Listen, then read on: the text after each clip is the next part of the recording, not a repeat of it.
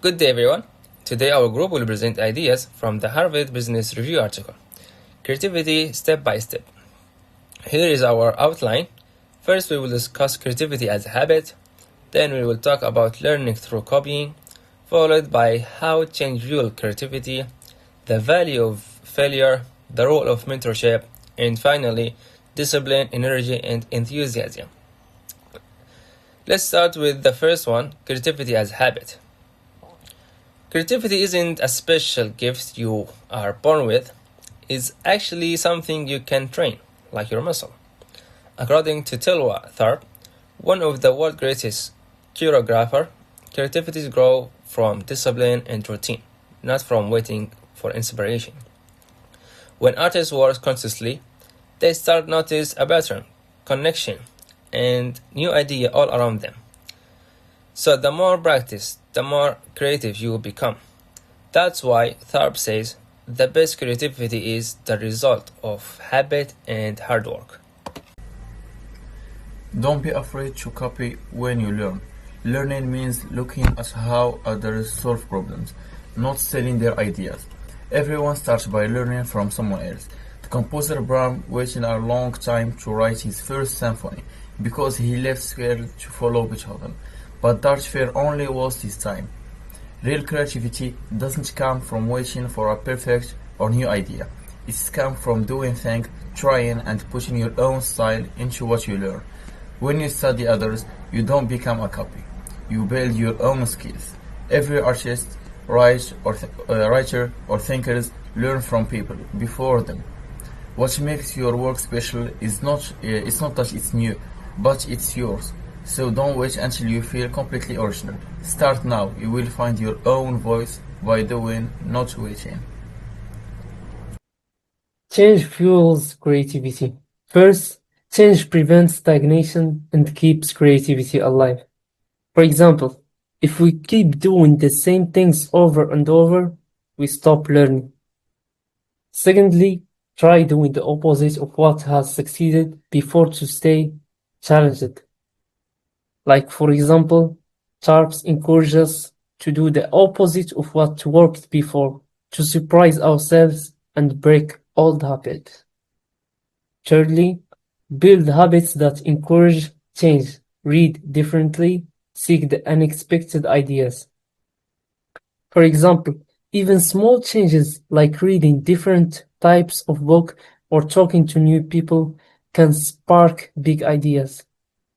And lastly, growth and evolution are deliberate choices, not accidents. For example, creativity isn't an accident. It's a choice to keep evolving.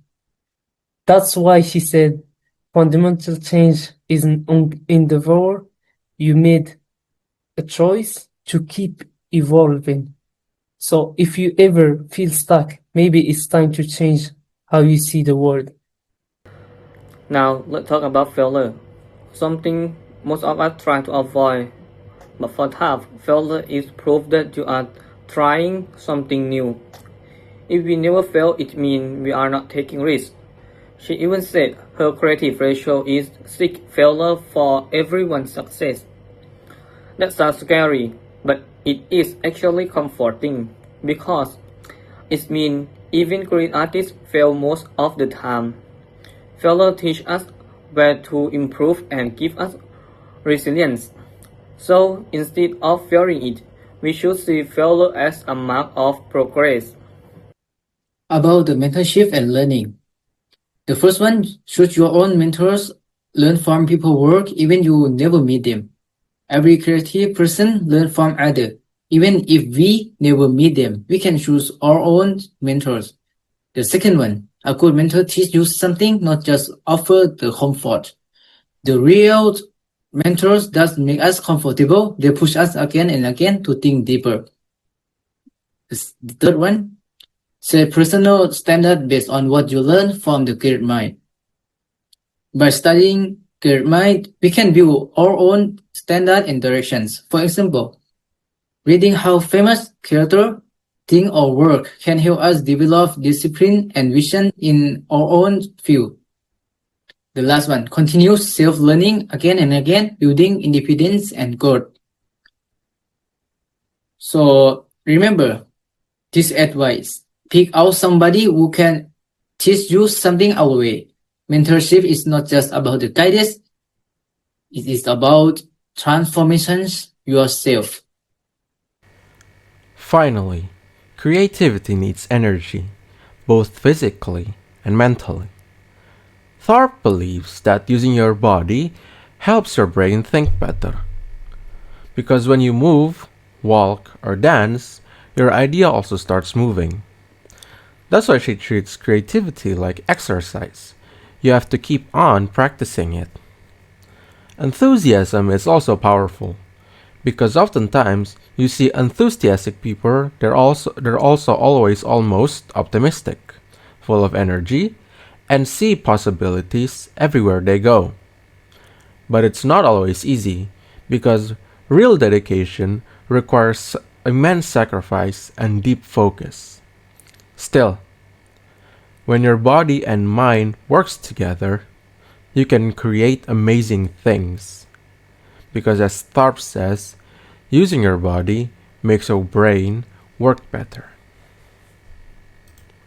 Thank you for coming to our presentation, and we will see you next time.